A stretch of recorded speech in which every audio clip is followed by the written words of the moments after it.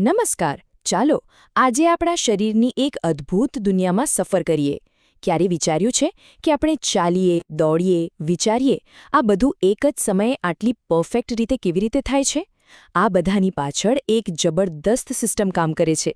તો ચલો આજે સજીવોમાં નિયંત્રણ અને સંકલનના આ રહસ્યને સમજીએ. અને આ ખાસ સમજૂતી આપણે સમર્પિત કરીએ છીએ સાધના વિદ્યાલય મોરદેવીના તેજસ્વી વિદ્યાર્થીઓ અને તેમના ખૂબ જ મહેનતુ શિક્ષક શ્રી વિશાલ એ ચાવડાને. આ તમારા માટે છે. ચાલો ને એક સિમ્પલ સવાલથી શરૂઆત કરીએ. રસોડામાં ક્યારેક ભૂલથી ગરમ તપેલીના હાથ અડી જાય તો શું થાય? ઝટકો લાગે ને, વિચારવાનો પણ ટાઈમ નથી મળતો અને હાથ તરત પાછો ખેંચાઈ જાય છે. કેમ? આ કોઈ જાદુ નથી. આ તો આપણા શરીરના અંદરનું પ્યોર સાયન્સ છે. ચાલો આજે આ જ રહસ્ય પરથી પડદો ઉઠાવીએ. આ જે વીજળીની ઝડપે પ્રતિક્રિયા થાય છે ને, એનો બધો જ શ્રેય જાય છે આપણા શરીરના સુપરફાસ્ટ ઇન્ટરનલ નેટવર્કને, જેને આપણે કહીએ છીએ ચેતાતંત્ર. સાચું કહું ને તો આ કોઈ 5G કરતાં પણ વધુ ઝડપી છે. અને આ સુપરફાસ્ટ નેટવર્કનો જે પાયાનો એકમ છે એ છે ચેતાકોષ. એને આપણા શરીરના વોટ્સએપ મેસેન્જર સમજી લો. એની રચના જેવી છે. એક છેડેથી મેસેજ લેવાનો, એને ઇલેક્ટ્રિક સિગ્નલમાં ફેરવવાનો અને બીજા છેડા સુધી પહોંચાડવાનો. બસ આ જ રીતે માહિતી આખા શરીરમાં ફટાફટ ફેલાય છે. પણ જ્યારે એક ચેતાકોષમાંથી મેસેજ બીજામાં જાય ત્યારે શું થાય? એમની વચ્ચે છે ને એક નાનકડી ખાલી જગ્યા હોય છે. એને કહેવાય ચેતોપાગમ. અહીં એક મજાની વાત થાય છે. ઇલેક્ટ્રિક સિગ્નલ એક કેમિકલ મેસેજમાં ફેરવાય છે, જે સામેના કોષ સુધી પહોંચે છે. જાણે કે નદી પાર કરવા માટે હોડીમાં બેસવું પડે ને, બસ એના જેવું જ. તો ચાલો હવે પાછા પેલી ગરમ તપેલીવાળી વાત પર આવીએ. એ મેસેજ આપણા શરીરમાં ક્યાં ક્યાં ફરે છે અને કેવી રીતે આપણને બચાવવા માટે આટલી ફાસ્ટ પ્રતિક્રિયા આપે છે એ જોઈએ. તો આ જે આખો રસ્તો છે ને, એને કહેવાય પરાવર્તી કમાન. જુઓ, અહીં ગરમીનો સિગ્નલ હાથથી સીધો કરોડરજ્જુ સુધી પહોંચ્યો અને ત્યાંથી બૂમ!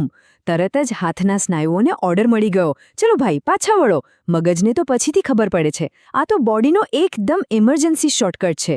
મતલબ કે બોસને પૂછવાની રાહ જોવાની જ નહીં. એટલે સૌથી મહત્વની વાત એ છે કે આખી પ્રોસેસ બહુ જ ઓછા અને સરળ સ્ટેપ્સમાં પૂરી થઈ જાય છે. ત્વચાથી કરોડરજ્જુ અને કરોડરજ્જુથી સીધા હાથના સ્નાયુઓ સુધી. સ્પીડ વધારવા માટે મગજને બાયપાસ કરી દેવામાં આવે છે. સમય બચાવવાની આનાથી સારી રીત બીજી કઈ હોઈ શકે? સારું, આ પરાવર્તી ક્રિયાઓ તો આપણી સેફટી માટે બરાબર છે. પણ ગણિતનો કોઈ અઘરો દાખલો ગણવો હોય કે કોઈ સરસ મજાની કવિતા લખવી હોય તો એના માટે તો શરીરના મેઇન હેડક્વાર્ટરની જરૂર પડે જ ને. તો ચાલો હવે જઈએ આપણા કમાન્ડ સેન્ટરની મુલાકાતે. તો સ્વાગત છે આપણા શરીરના સૌથી જટિલ અને સૌથી શક્તિશાળી અંગમાં, આપણું માનવ મગજ, ધી અલ્ટિમેટ કમાન્ડ સેન્ટર. આપણા આ કમ્પ્યુટર જેવા કમાન્ડ સેન્ટરના મુખ્યત્વે 3 ભાગ છે. સૌથી પહેલા અગ્રમગજ, જે આપણને વિચારવા, નવી વસ્તુઓ શીખવા અને યાદ રાખવામાં મદદ કરે છે.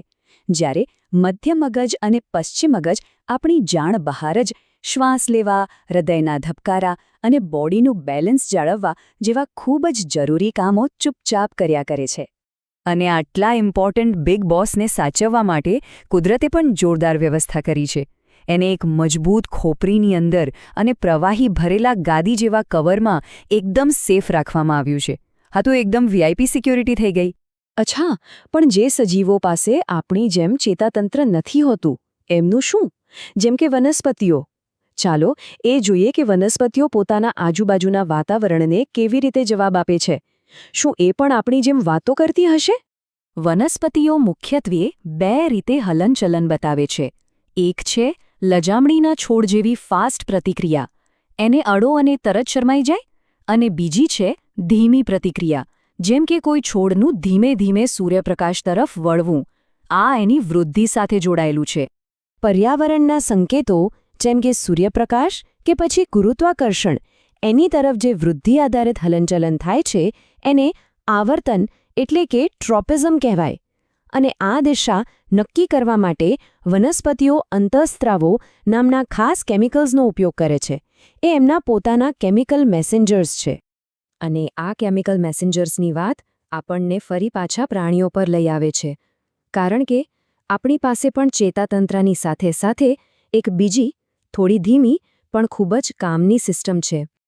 ચાલો હવે જાણીએ અંતઃસ્ત્રાવી તંત્ર વિશે. આ સિસ્ટમ અંતઃસ્ત્રાવો નામના કેમિકલ મેસેન્જર્સનો ઉપયોગ કરે છે.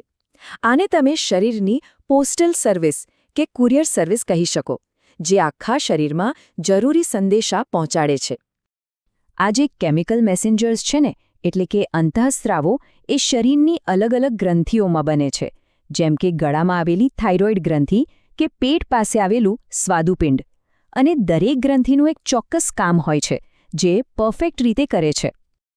આ ટેબલમાં કેટલાક સૌથી ઇમ્પોર્ટન્ટ અંતઃસ્ત્રાવો અને એમના કામ વિશે જણાવ્યું છે. આપણી હાઇટ વધારતા અંતઃસ્ત્રાવથી લઈને આપણા લોહીમાં શુગર લેવલ કંટ્રોલ કરનાર અંતઃસ્ત્રાવ સુધી. અને હા, લડો યા ભાગોવાળો એડ્રેનાલિન તો બધાનો ફેવરેટ છે. એ જ નક્કી કરે છે કે મુશ્કેલીના સમયે આપણે હીરો બનવાનું છે કે પછી સુપરફાસ્ટ દોડવીર. તો આજના આખા પ્રકરણનો સાર એ છે કે પ્રાણીઓમાં કંટ્રોલ અને કોઓર્ડિનેશન માટે 2 સુપર સિસ્ટમ્સ છે, એક ફાસ્ટ અને એક સ્લો. જ્યારે વનસ્પતિઓ પણ પોતાની રીતે પોતાના કેમિકલ્સથી બધું મેનેજ કરી લે છે. આપણા ચેતાતંત્ર અને અંતઃસ્ત્રાવી તંત્ર વચ્ચેનો આ જે અદ્ભુત તાલમેલ છે ને, એ જ આપણે જે છીએ તે બનાવે છે. આ કોઈ જાદુથી કમ નથી. આ તો એક સતત ચાલતી, એક અવિશ્વસનીય બાયોલોજિકલ સિમ્ફની છે.